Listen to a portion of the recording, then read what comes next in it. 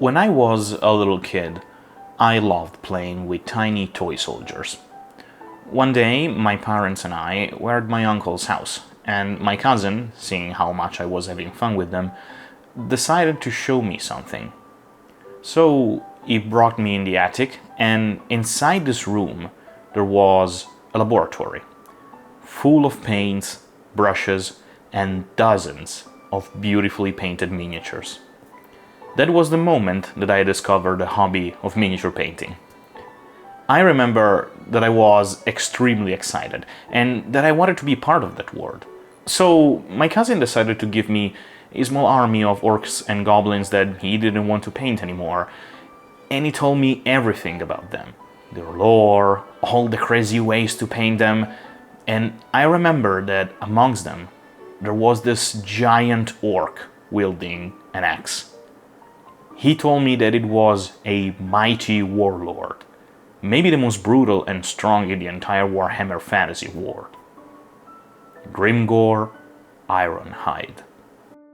And I thought that that was extremely scary, for two reasons.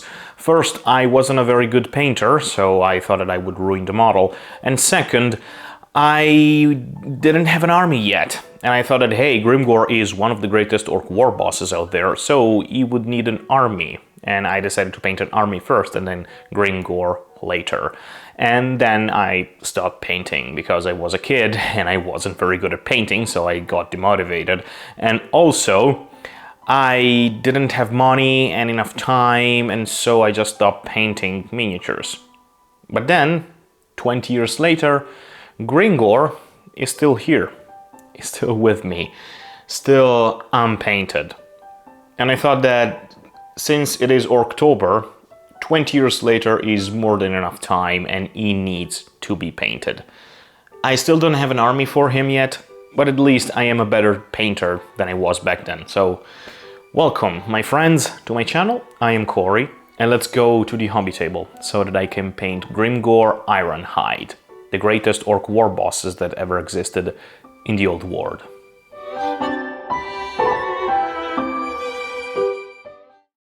Here we have our mighty Grimgor Ironhide. Unfortunately, I wanted to prime him with a metallic primer, but I finished my can of lead belcher. But luckily I have an airbrush. So I first primed him in black, and then I've airbrushed the entire model with the metallic paint. The thing that I started with after priming was the skin, and of course I had to use a nice and bright goblin green. I know that technically an orc has a darker skin than this shade of green, but don't worry, I'm going to darken it later. I always liked the symbol of the Evil Suns. It's so cartoonish and beautiful that every time I see it, it brings me so many nostalgia vibes.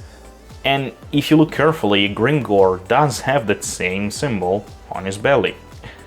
I have also painted in red the little spiky shield on his right and the amulet, the Eye of Gork.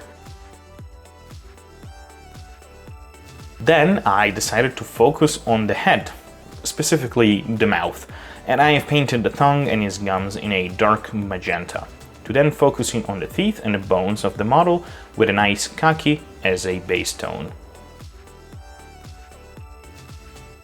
The heavy armor of Grimgor is massive, and it's held together by a lot of belts and straps. A nice dark and warm chocolatey brown is perfect for the job, also to create a nice bright and dark contrast between the belt and the skin. There are also some little pouches hanging all around the model, and to make them look recognizable from all the other dark brown bits, I've painted them in a bright, leathery brown, almost like a khaki color, but not too bright. It's time to go back into my comfort zone and paint a classical human skin tone, but this time it's a little less brighter than normal. Just because I think that there's not a lot of blood inside the Spores Knight head. Lately I'm in the mood of painting yellow, strangely enough, so every time I have an occasion to paint it, like in this case with this knight's back bow, I use the color Overland Sunset, one of the best yellows out there in my opinion. I've also painted the little details of the helm, like the laurel crown in green and the lion rampant in gold. I also painted in gold the visor of the helm, and since I was using this color, I've also painted all the little trinkets and amulets hanging from the model, like the chain on the axe, the rings, the details in the Eye of Gork, and a little dwarven amulet. The last two things to base coat are the axe handle in a wooden brown, nothing too fancy there, and the two shields under Grimgor's left foot. I don't want them to draw too much attention from the central part of the model, so a simple combination of black and gold would do the job perfectly. Time to edge highlight. Before washing anything, I start to edge highlight all of those parts of the model that are important but not fundamental to the overall quality of the paint job. Things like the belts, the yellow bow, and the Evil Sun symbols on the belly are cool, but in most cases the focal part of the model are the face or the weapon. But of course, it depends, not all the miniatures are the same. After the edge highlight, I wash all the parts with a very thin down wash of the respective color. A mixture of 50% water to a 50% wash ratio is roughly the right amount. I don't want to darken down the color too much, but rather glazing them to a nice transition. This saves me a lot of time when painting miniatures. The skin tones and the metallics are a different beast. Skin is, at least to me, one of the most interesting part of a miniature. It's what makes the model look more alive and realistic, as much as the metallic parts do, like the armor and the helm. This is why I prefer to wash them first to then bring up the brightness by layering. I still thin down my washes, of course, but not too much. For example, since I wanted the recesses of the green skin of Grimgor to be very dark, I washed him 3 times, being careful to not create pools of wash that would have ruined the model.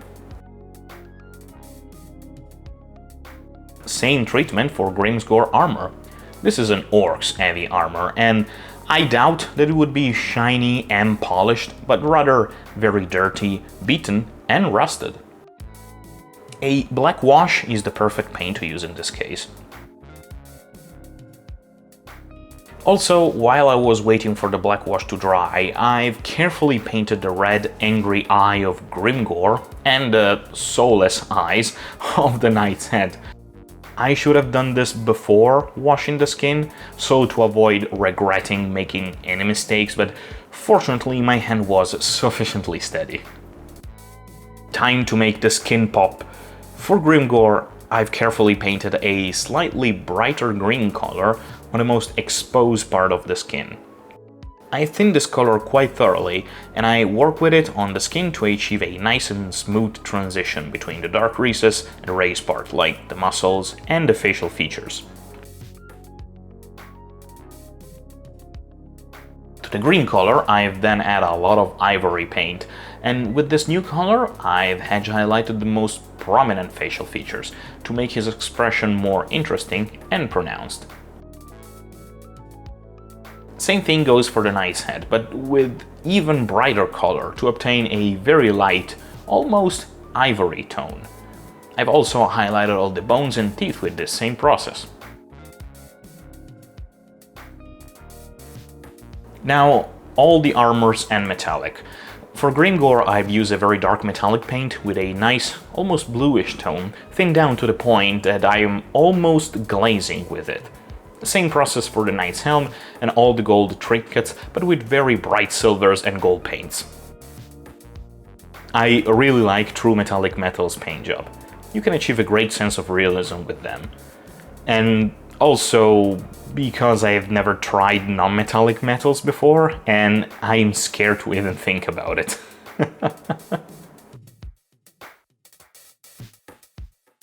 I finished the heavy armor by dry brushing it with a silver paint.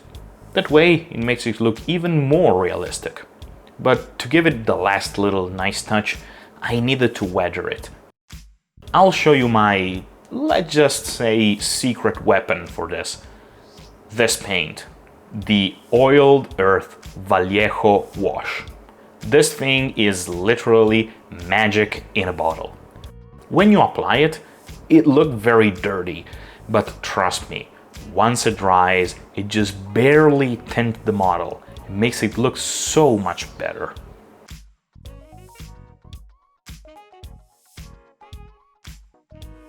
The last touch is to apply some rust here and there around the model's armor.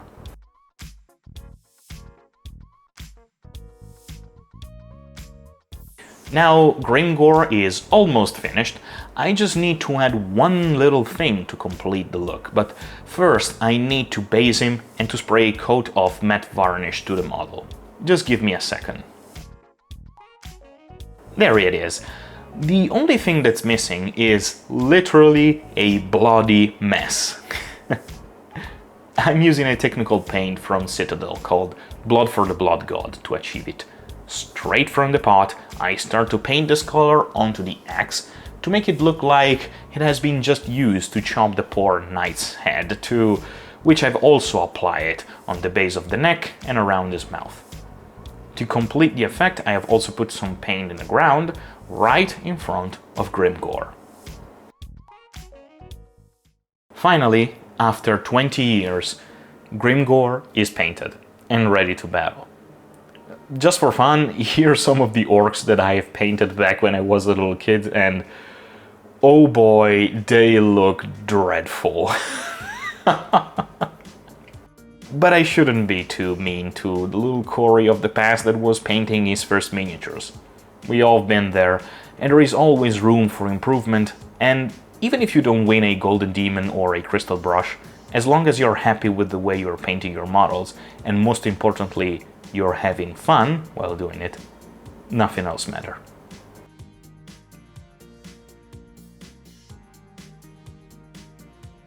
So, thank you very much, my friends. I hope you liked this video. I wanted to do something special for Orktober, and I decided to paint Grimgor.